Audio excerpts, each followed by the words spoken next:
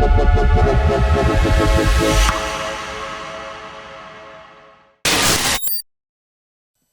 Morty.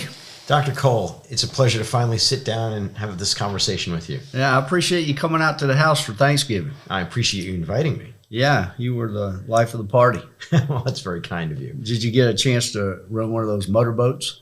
No, but I was watching Alex and your son Nick go at it, and they're quite talented. Yeah, it looked to me like they were going to take each other out a few times. Yeah, and I think they did on at least one occasion I did see.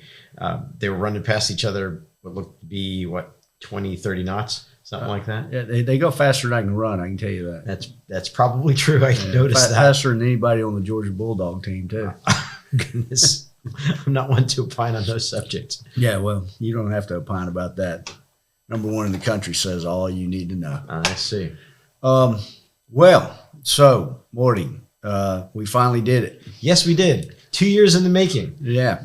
Despite COVID, we still managed to get it done. Yeah. So in between, let's see. Now you started losing your hair when? Yeah, so I started losing my hair probably around 19 is when I first started noticing it. And by the time I hit 30, I was pretty much a Norwood 5A. And that's pretty much where I'd stayed since then. Yeah, but you're going further. Yeah, well, not if I can help it. Not with the help that you've given me between medical treatment, regenerative therapy, and now this hair transplant, I'm confident that we can manage it. Yeah. You've been on the medical therapy now for 2 years? Or for 3. I started on medical therapy in 2017. Okay. Yeah. And what have you been using? So I started out with 1.25 milligrams of finasteride, a 5 milligram cut in quarters daily. I then added a topical finasteride, dutasteride, minoxidil topical, which I use twice a day. And then with you, I added the oral minoxidil, 5 milligrams per, yes, 5 milligrams per day. Okay, so you're still on the topical finasteride, dutasteride, Minoxidil. and minoxidil. Yeah. And the oral. Correct. And 5 milligrams of minoxidil, oral. Correct. Yeah. And what percentage of finasteride and dutasteride topical? Let's see. I want to say that the finasteride was, I believe it was 0.15%, and the dutasteride was probably a tenth of that, if I had to guess the actual formulation. 0.01? Yeah. Yeah, you might bump up your topical finasteride if you're on 0.15. Yeah. Well, I use it twice a day. Yeah. Plus the oral, but we can talk about adjusting that. I know that you're on a piddling dose. Yeah. That's barely stronger. Like the 0.01 dutasteride is equivalent to the oral dutasteride, and the 0.15% is 0.05% stronger than the oral dose of finasteride. Okay. And because it's topical, you're not going to absorb as much.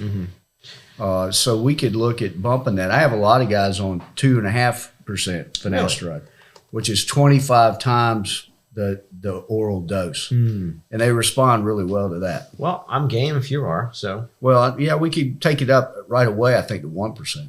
All right. You know.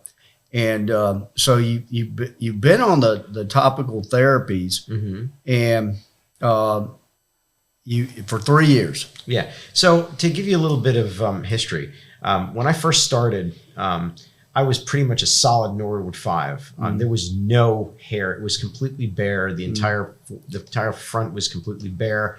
The mid-scalp was completely bare, and there was some thinning in the crown.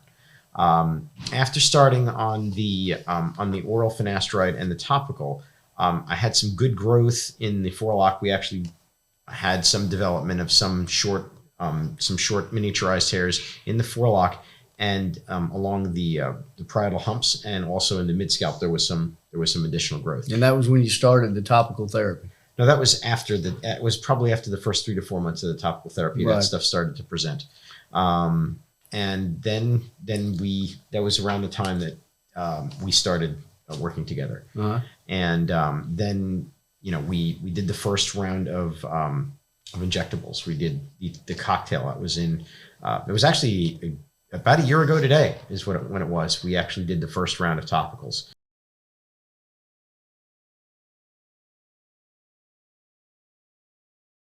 So after the injections, Yeah. and that was about how long ago? That was exactly a year ago because we did it. We did it November 11th, 2020. And then what happened? Well, and at the same time, I added the Oral minoxidil. What happened after that was we saw some strengthening in the mid-scalp and some strengthening in the forelock. Yeah, the forelock's really come along since I started with you. Yeah, considerably. And you were starting to get some hair growing in these areas. Yeah, that's correct. There were some miniaturized hairs actually filling in the gaps between the temples and the forelock. Yeah.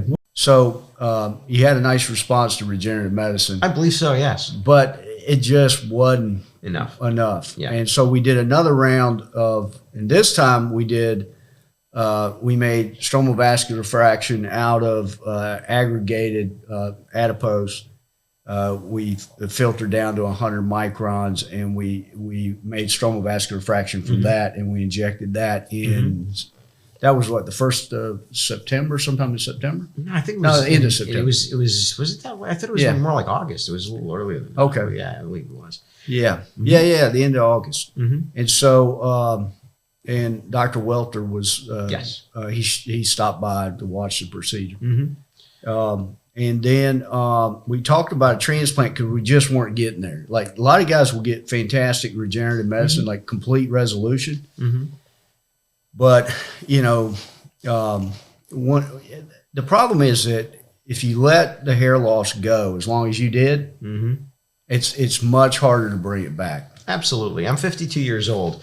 I wish I had known about this stuff 20 years ago. At the end of the day, to be honest, I had resigned myself to being someone who kept it very, very close shave. And it really, I had kind of resigned to the fact that was going to be the way I was going to look until in about 2017, I started meeting some people that actually had some procedures done. And I started finding out about a lot of these regenerative therapies, and I started looking into it. Again, when I was in my 20s, I didn't have the wherewithal to afford even a regular minoxidil dose. And then again, we're talking the late 80s, early 90s. Finasteride wasn't even really talked about then yet either. Yeah, but back in 1990, I was making minoxidil solutions, and I was prescribing Proscar. So I wish I'd known you then. Yeah, but it was off label. We knew it was a DHT blocker. It just hasn't been approved for hair yet. And I couldn't talk everybody into it. Not everybody's really is in tune with oral medication. They don't like to put any big pharma drugs in their mouth. No, I can understand that. Well, I always come from the perspective that if I'm going to work with a doctor, the first thing that I want to do is I want to make sure that that's somebody that I can trust. And pretty much from the minute I met you, I was able to see that you were the person that I could definitely trust. You're a good doctor. You're conscientious, trusting individual. And I, for one, will follow where you lead. And you know what you're doing. And I have, up till now, certainly been very pleased with everything that we've done. So, for those who watch this, the most important thing, beyond all the technical details of what drugs you're going to use or what procedure you're going to use, the first question you need to ask yourself is this someone I can trust? Is this someone with whom I can trust my life and my body and my outcomes to? And if you can answer that in the affirmative, then that's the doctor you go with. Yeah. Yeah, I think there's a lot of knee-jerk reaction to just get something done. And, it's like you were talking to Alex tonight, who just showed up for a hair transplant. And he didn't know anybody. He didn't know anything about it. And at the time he had it was like 94 or something like that. There was a lot of bad work in 94. Yeah. Well, and that's the other side of trust. I mean, you have to understand what it is that you're trusting. You're trusting your appearance, you're trusting your health, and you're trusting your future to someone. So it behooves you to shop around, to understand what it is that you're going to get done, to understand the risks associated with it, and to make a decision that you can live with. There's a lot of sharks out there. There's a lot of people out there who are looking to take advantage of others. This is a billion-dollar industry. There's a lot of money exchanging hands, and there's a lot of people out there who, don't feel comfortable with the way they look, myself included, and who are willing to do anything to solve the problem quickly. And this is not something you want to solve quickly. It took 3 years for me to finally get to where I am, and I probably wouldn't trade a day. Well, not since January 2020 anyway. I started in 2017. I found you in January 2020. Here we are in November of 2021. Personally, I wish I would have been able to get this in January of 2020. To be honest, I would have liked to have gotten to meet you in like 1991 or 93. But be that as it may, don't jump the gun. Make sure that you do your homework. Find out about the doctor you're dealing with. Make sure that the person that you're dealing with has the many decades of experience that you do, has the pioneering tech, and is somebody who is constantly staying up to date with what it is that the industry is doing. Yeah. Well, I got to tell you, you meet somebody when they're first starting to do a procedure, unless they got some really good training from somebody else, they're going to make a lot of mistakes. And I made plenty of mistakes because, in the early 90s, the work that I was trying to do didn't exist. You couldn't go anywhere and learn it. The same thing when I started doing FUE. The only place you could go and see FUE in 2002 was Ray Woods in Australia. And unfortunately, and I got invited by Ray to come to Sydney. And so I flew to Sydney in February of 2003 to watch him work. And I got there, and he sent me out with his sister. I guess she had to feel me out first, make sure I was okay to bring back to Ray. And so we went to Bondi Beach and had lunch. Okay. We came back to the hotel, and I went into Ray's suite. And I came in, there was nobody in there. I said, well, where's Ray? And his sister said, well, he's in the bedroom with his girlfriend. Okay. And I said, okay. And she said, he'll be out in a little while. I said, okay. So I sat down in his little living area of his suite at this hotel. We both stayed at the same hotel.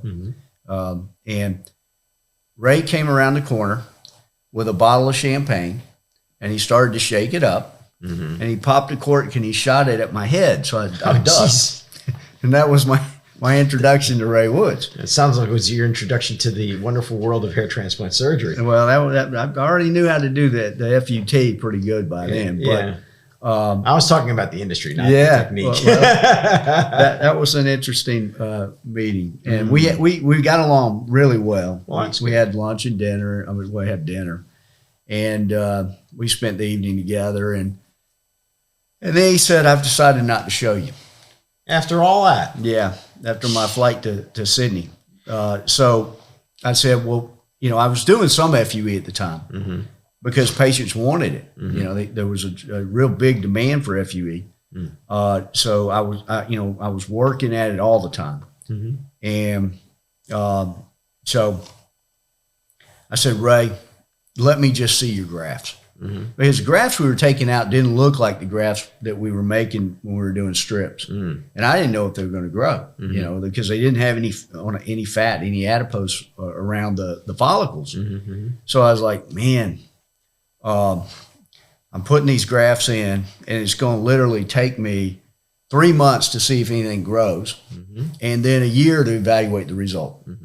Anytime you try something new, it's about a year before you really have an idea what you got. Yeah, that's what I'm waiting on. And that was exactly what happened back in the early 90s.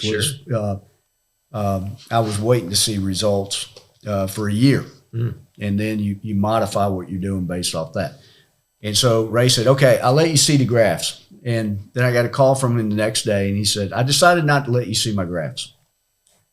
So I'm like, oh my gosh. I flew back to the States, and when I got there, I had this huge waiting list of patients who wanted FUE. And I went to my staff and I said, well, the problem is I don't know how to do it. And so, I just was honest with the patients. Like, I don't know what I'm doing. I'll agree to do up to 500 grafts a day on you. And if it's going poorly, I'm going to stop the surgery. And so I would do that, up to 500 grafts a day until I really got good at it. It took me about from February to the 1st of June before it really I had a major breakthrough, and from there it was just smooth sailing. Yeah. I got to tell you, my experience working with you over these last few days was really impressive. To have the way that your staff works together to You've got one person doing extraction, yourself doing extraction. You've got one of your aides placing grafts at the same time. And then you got somebody working the microscope as well. It's like a well-oiled machine. Everybody's busy, and in very short order, you moved, first dozens, then hundreds, then thousands of grafts. Yeah. And it's impressive.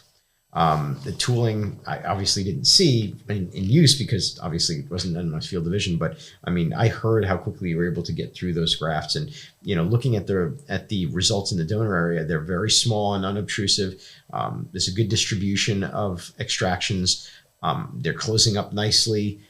You've left a lot of good hair there, and I assume probably within the next week or two, I won't even notice them. And that's what good FUE, in my opinion, should be, at least in the donor area. Yeah. The recipient is equally impressive. Looking in a close mirror, the hairs are nicely distributed. There's no discernible pattern. It looks like I was born with it in terms of the placement. So I'm very excited to see how they grow in. Yeah. Well, for me, I look at it now and I say, well, it looks a little more symmetric than I might like. Most of my patients prefer that, but I know it's not. I know it's not, because it's really on the micro level that it becomes disorganized, and especially on the hairline. It's the spacing is not equal. There's grafts kind of moved out, maybe 0.5 millimeter from other grafts. And so all in all, it's just the level's pretty symmetric.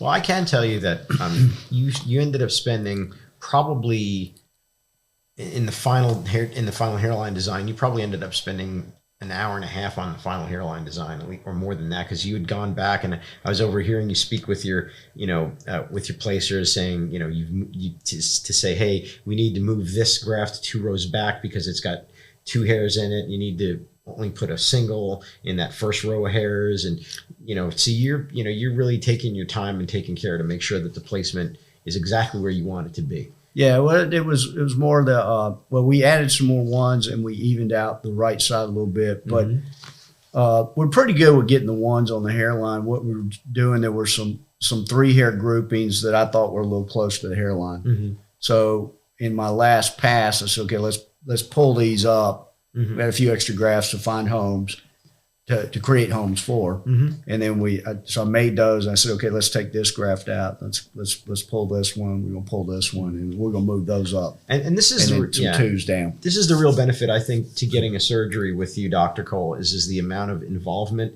A lot of doctors, they basically will hire one of these artist machines and a team of people. They'll come in and they won't be involved at all. Yeah. And you did the extractions yourself, you did the site creation yourself, and you supervised the placement and the extractions and all the pre and post op work. So we'll get into particulars of your case in a little bit, but I think one of the things that is really hurting this industry in general is that, when I got into it, we were doing 50 grafts at a time.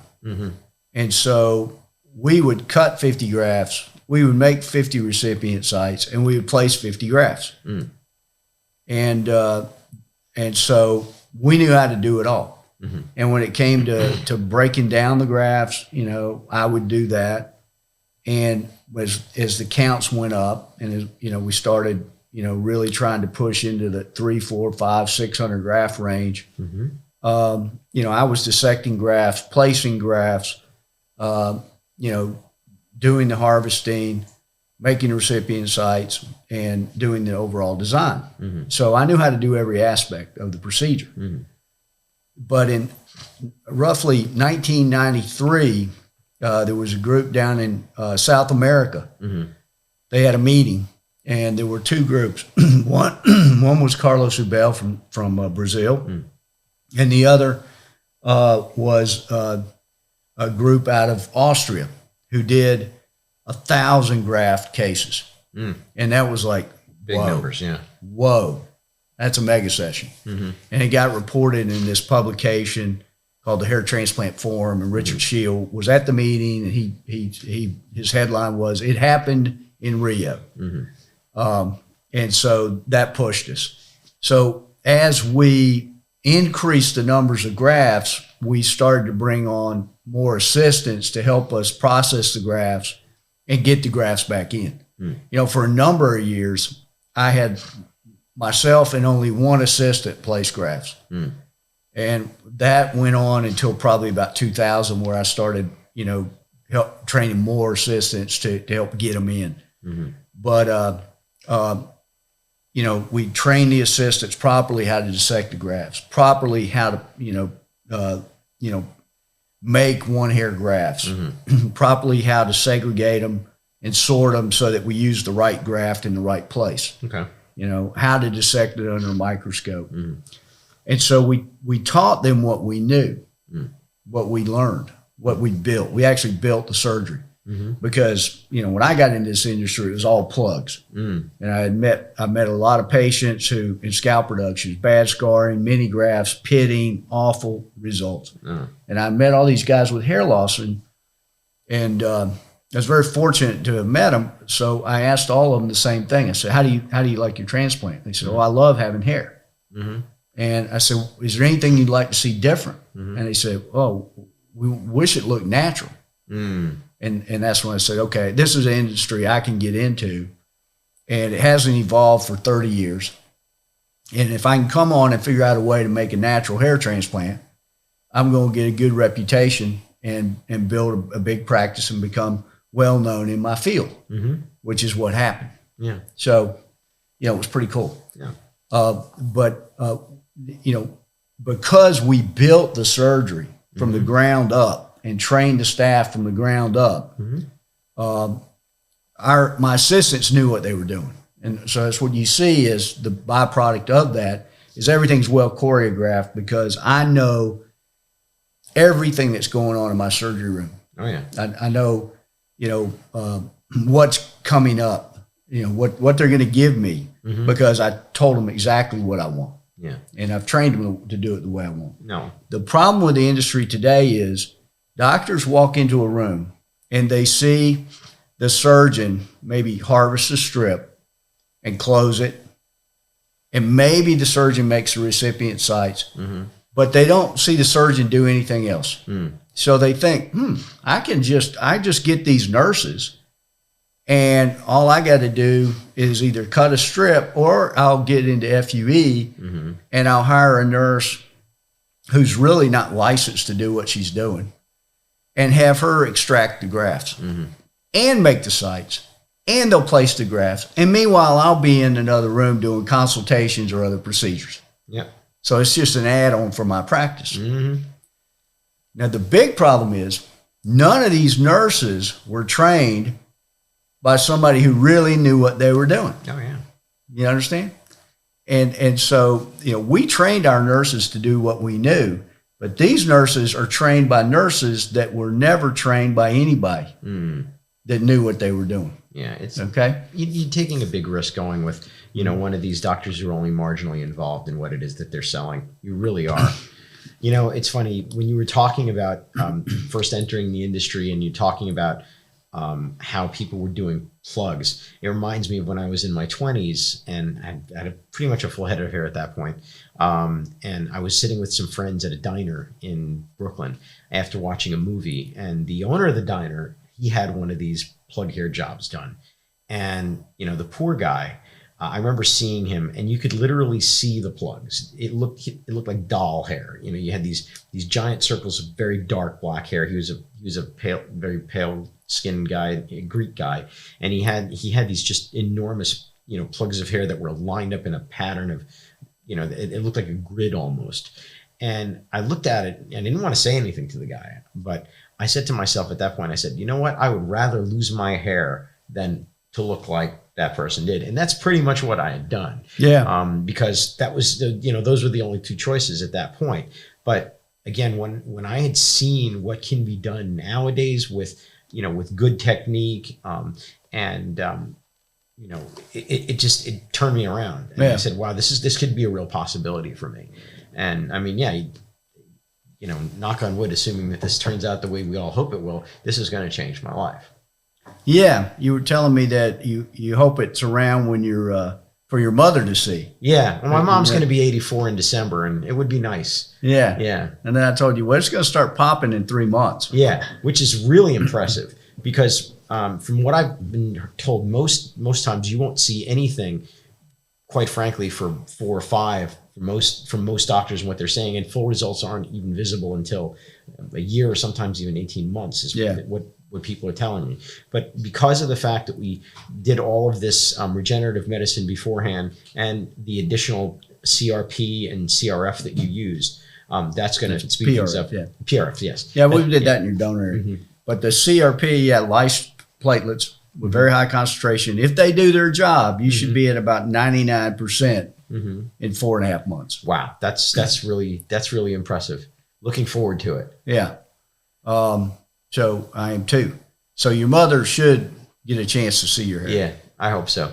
It's funny because, well, I don't have to tell you, she comes from a time when, if you're bald, you're bald. Yeah. So it's going to be a big surprise. Yeah, she might say, "Oh, you look like you've been on a diet, or have you been exercising?" Yeah, she won't. She might not even notice you got hair. Yeah, we'll see. Yeah, you were growing a little bit there. Yeah, well, and that was thanks to some of the medical therapies and the regenerative therapies that we were doing.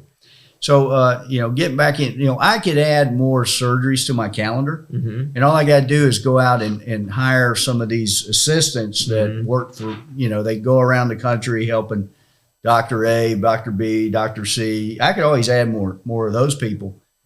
But I've tried them before, and I wind up saying, just sit down and watch. And I don't even call them, I call them rats.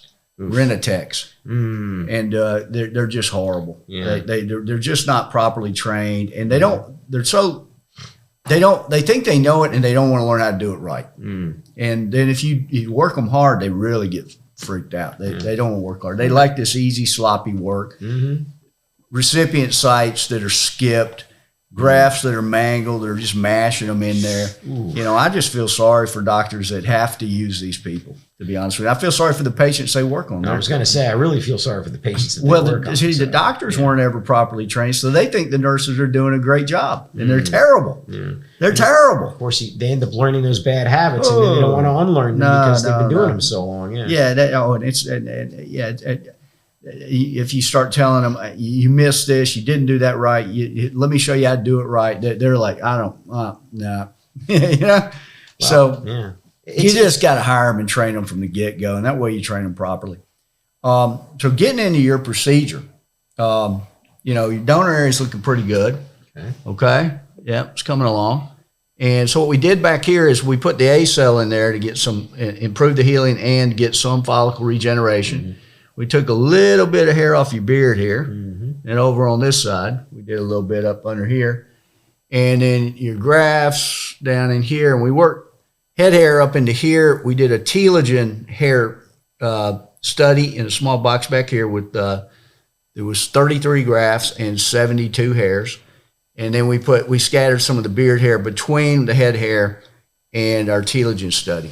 Cool. And so in your particular procedure, we had there were 2 things that concerned me, The first was your hair was fine. Okay, so medium fine hair is average. And medium fine hair is going to be about 68, 69 micrometers in diameter. You're down around 62. Okay, so it's thin. It's fine. Yeah, it's skinny. It's like this and not like this. Gotcha. And we really like it when we can move telephone poles, not pencils. So that was a concerning aspect. What was the other thing was you had a lot of resting hairs, and then we call them telogen hairs. Yep. The average percentage is usually between 6 and 8%. And when I first started on you, we were at 6.9%. That was in the middle. And I like that area to go into this central area of loss because it's going to typically have more hairs. And we were averaging about 2.7. We got up to about almost 3 hairs per graft in some parts of the scalp. As you move more superiorly in the donor area, there are more hairs per follicular unit. So we got up close to 3 there. But in the central area, you had a lower rate of resting hairs. As we started to move laterally, that percentage jumped up to about 26%, which is on the very high end of what I've ever seen. And as we moved down here, it got up to 30%. And which normally, as I move down into here, we will see more resting hairs, telogen hairs. And as we move superiorly, as we get closer to that rim where your hair might drop down at some point, we typically will see more resting hair in that area. And that always makes me think, okay, if there's more telogen in an individual down here, he might get retrograde alopecia. Okay. You know, if you look close at Joe Biden, he's got retrograde alopecia. Yeah.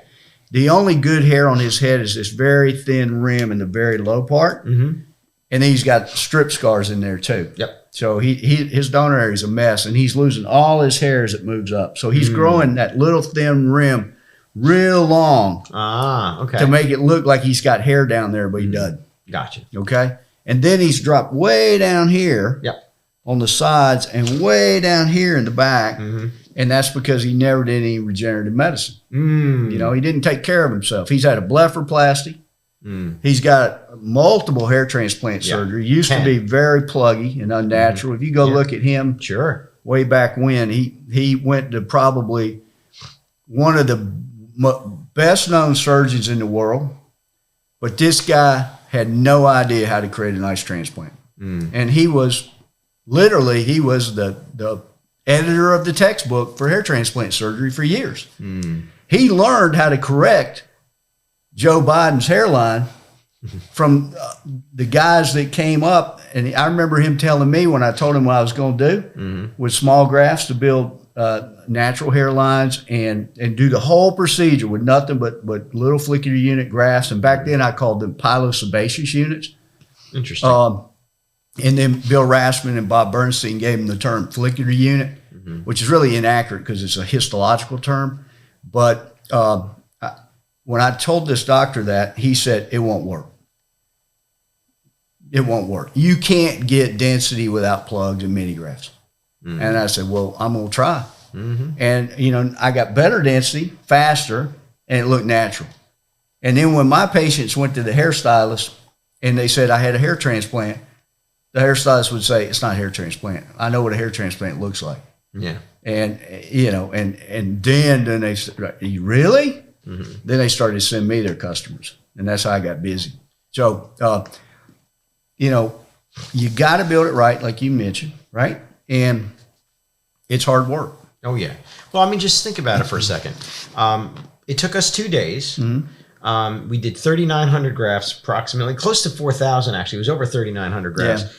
And it took about, it was about 16 hours worth of work of three people. Yeah. So you're talking about a very, very big case with a lot of work. Yeah, it was, but we would have finished you in one. And I really appreciate you bearing with me because I don't normally have to go get a root canal on the day of a surgery.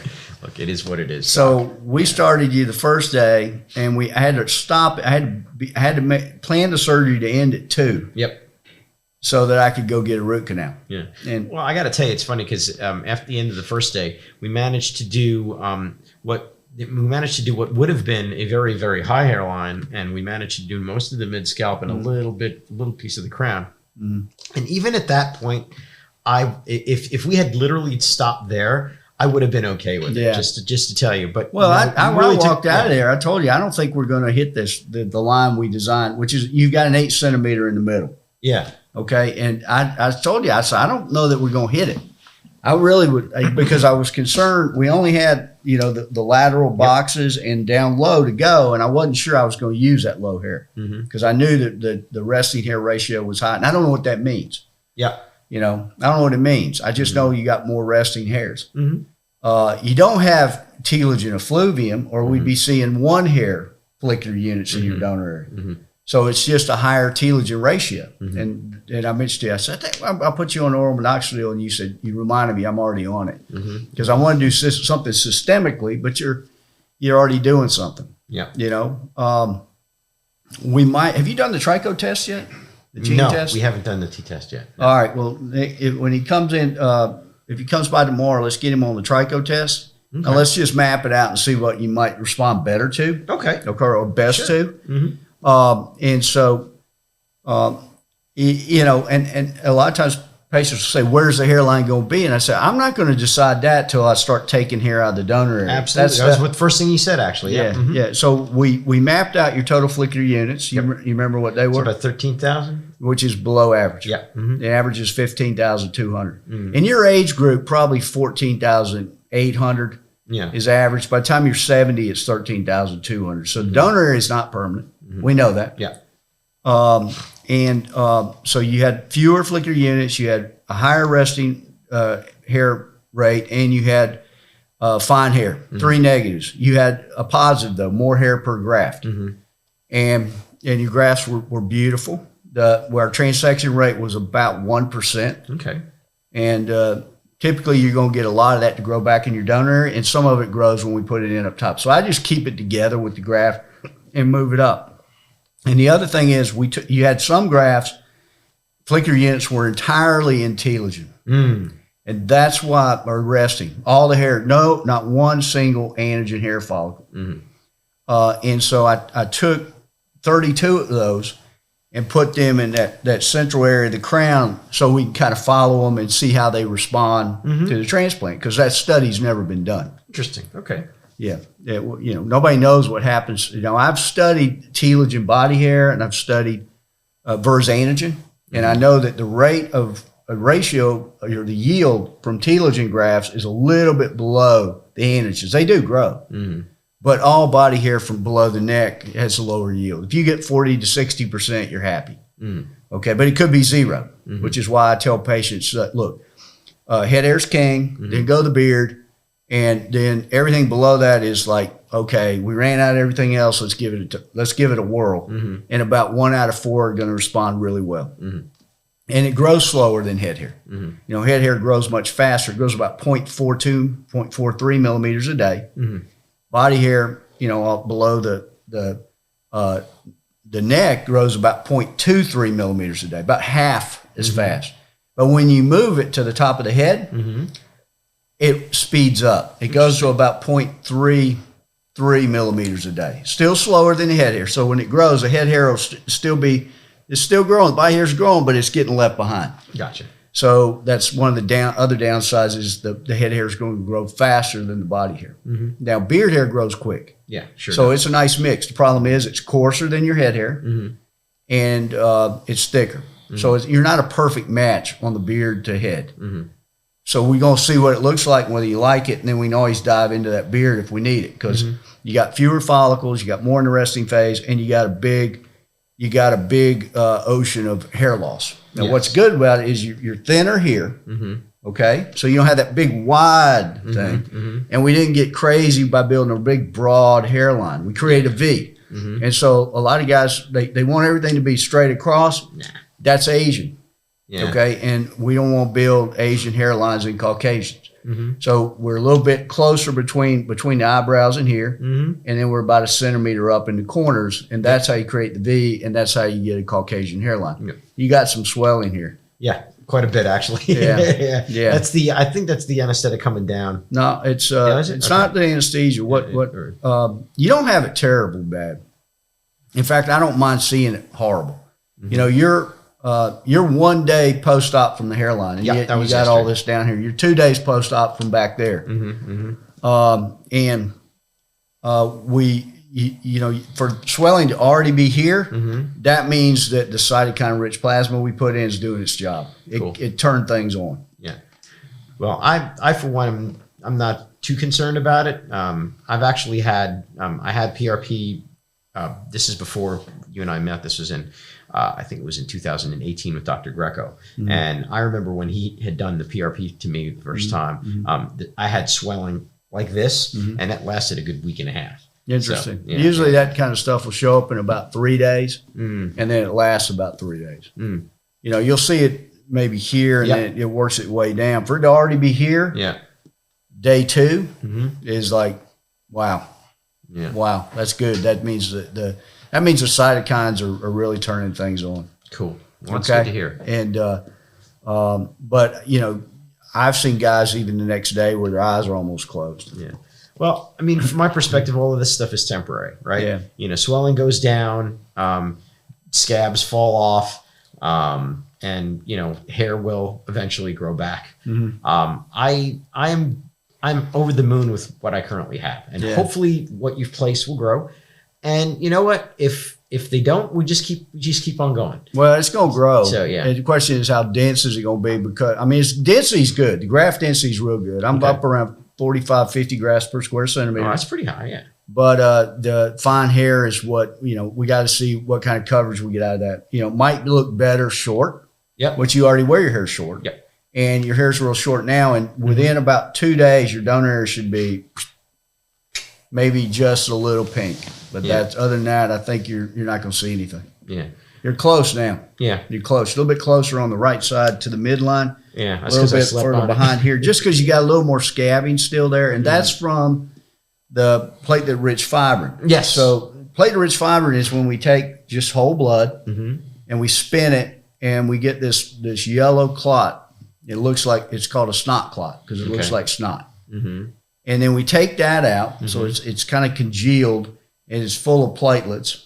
Okay, probably a little bit higher than serum platelet concentration, but not as high as the PRP I like, which is close to 1 million platelets per cc. So we take that and then we add ACELL to it and we put it through serial passes of filters. I go down to about 1,200 microns. And then I apply that to the donor area with the ACELL. And that does a pretty good job for you. Okay. Cool. Well, I'm very excited about that. I'm really excited to see what the donor area is going to look like in, say, a few months once it heals. Oh, it's going to be pristine, to be honest with you. And we use the punch design I have cuts a smaller wound than the diameter of the punch. So it's really good from that perspective. So, and it also cuts a horizontal ellipse. You know, everybody else's punches cut a vertical ellipse. And that is why they get a big white dot. Okay? So it's like when you take, for example, this glass and you put it on the skin. It's not flat. It's in an angle. That's the angle of hair growth. And it's going to cut a vertical ellipse. Yeah. But mine cut a horizontal ellipse, and that's parallel to Langer's lines, and so it'll collapse much faster. In fact, they'll just poop right down a lot of times, like a catfish's mouth, poop down, and it heals so much better. Cool. Parallel to Langer's lines is how you want to do it. Yeah. Well, I'm going to take your word for it on that one. I'm pretty excited about that. I'm also pretty excited about the possibility of hair regeneration. Yeah. You know, because of all of these. You'll get it. Yeah. You'll get at least, I'd say, 30 to 40% of the extraction sites will regrow at least one hair. Okay, that's impressive. All right, Morty, thanks for coming down from New York, and I'll see you up there. Yes. I'm sure I'll see you up there this weekend. Maybe we'll do the next procedure in New York, and have a good trip home. And thanks for spending Thanksgiving with us. Thank you for having me. Yeah, be good. Okay. We hope you enjoyed the video. Don't forget to hit the little bell button to get notifications of Forhair's video uploads. For online consultation, click on the link on the screen or in the video description.